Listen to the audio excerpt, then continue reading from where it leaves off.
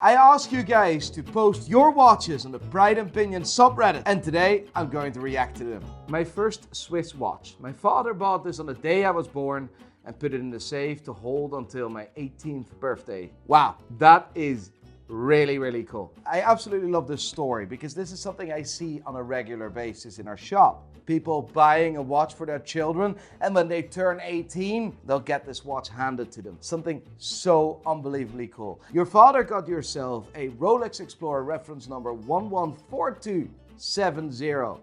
An absolute cracker of a watch. This 36mm Rolex Explorer was introduced in 2001. So that means that you would have one of the earlier versions of this watch. After grinding 16,372 hours in the studio, I dropped my first mixtape. My mom got me this Casio, didn't want to part with it, so I iced it out. I don't usually flex, but it cost me $8 million. I mean, I would fire your mom, like, still says Casio, so I will not completely destroy it. At least it's not a Hublot.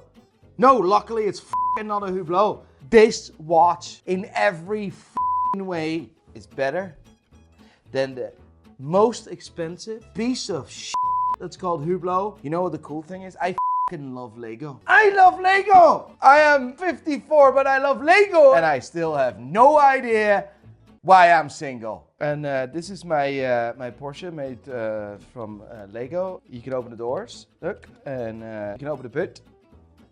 Oh! Found my gold Daytona. I was wondering where the f*** that thing was. God tier. Nice. That's nice. That's nice. I like that Datejust. 16233.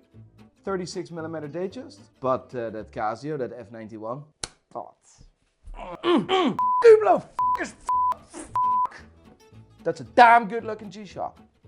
May I add that I have exactly the same?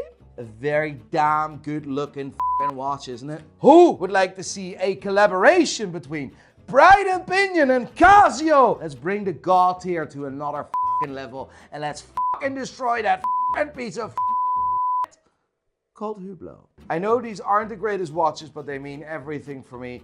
What do you guys think? I have no opinion. This is my dad's Speedy. He passed away in 2003.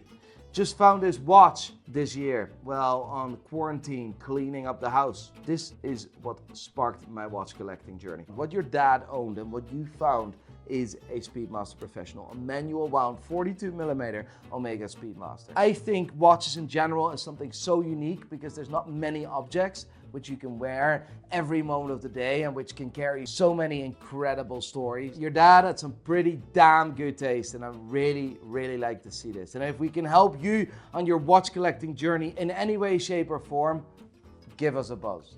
Recently got my first Rolex. Was this a good choice? This is the new generation of the Rolex Datejust 36. Use some skinny wrist, my friend, but it suits your wrist perfect. Like that watch. Really like what I've done with the bezel. Nice watch, well done, good choice. After jokingly asking my mom for a Rolex for a few years, she passed away in April this year. So I used some money to put half the money down on this brand new Milgauss, and I paid the other half with my own money. Will never get rid of it, I will wear it every day. Wear that watch with pride every single day, and it will remind you of your mother every single day. That's something very powerful. This is my GLC 140698. And I love the smaller proportions. 37mm versus 155mm wrist. That's the size of my penis. Did I talk about my penis? You talk about your penis in every video. Do I? I love my penis. My penis is my best friend. I agree. 40mm, it's too big. I think it's too big. I just acquired an H Moser at 38.5mm. And I think in and around that is the best size for a watch. Don't mess with the gods of all gods. That's the god of all gods. This calculator Casio reminds me of a story. There was a remote control watch where you could switch off the television from the neighbors, etc. So that was me in around 7, 8 o'clock being this wee running through all these houses and then and switch off their TV and then ran just for the crack or just put up the volume like mad. Absolute hilarious. Casio, god of gods. Thank you for my youth. What do you guys think of this watch? Get off my subreddit, you Get off my subreddit with that piece of right now. Get off and go sit in a corner and be pissed off at yourself and tell your parents that they need to re-race you. Not erase you, re-race you. Unacceptable. That's fake bullshit. Fake! Let's not and support fake watches here, please. Right? So I heard, this is pretty special, 2003 Kermit MK1 Mark 1 I serial number flat 4. In 2003, Rolex has celebrated the 50th anniversary of one of my favorite watches of all time, the Rolex Submariner. This is the model Rolex introduced to celebrate that anniversary.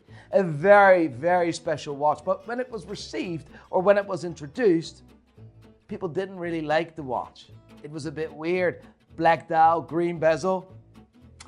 The watch that you see here is a Mark 1 with the correct bezel and a correct dial. An absolute cracker of a watch and something very, very collectible. Well done. I'm happy to see this. Rate my setup. I've been collecting for years now. Casio on the wrist. You know what they say? Casio on the wrist is an arsehole full of fist. 2004 Domino's Pizza Rolex Oyster Perpetual Steel. Not the most expensive watch I own, but one of my favorites. The boss of Domino's rewarded their franchisees with a Rolex if they hit a certain target. Really, really cool watch. A watch that you weren't really able to buy, you were given this. I just want to put out one fact, which is really important. This is a Rolex that is bought and modified. So, this is not a collaboration. You can see the Domino's logo is on the bracelet, but on the later generations of this watch, the logo was featured on the dial. Domino's! Yeah, 2 big ones! Spicy curry samurai swords. 40 quid? It's pizza, you b****. My dad just bought this Bremont. What do you think? I'm sure your dad is a lovely guy. My 6542 GMT with original Bakelite insert. No aftermarket parts like most 6542 you see these days. That, my friend, is a very, very special watch. One of my favorite watches. This is very expensive. This watch was originally introduced in 1954 and was only in production till about 1958-59. The fact that you're saying that this is the original Bakelite insert makes it even more special. It's very hard for me to see on this photo if this is the original Bakelite bezel, but I'll believe you. I'll give you the benefit of the doubt. So many 6542s do not have the original Bakelite bezels because the bezel was luminescent. So it light up and it was very, very fragile. Fair play, my friend. Well done. The dial aged well and I hope it aged genuinely. An absolute cracker of a watch. Class in every way possible. Can anyone tell me what this is? My dad found it at a pawn shop. It has papers. Pawn shop? What the f is it? Is it like a frog dealer or something? That's not a f***ing Kermit, you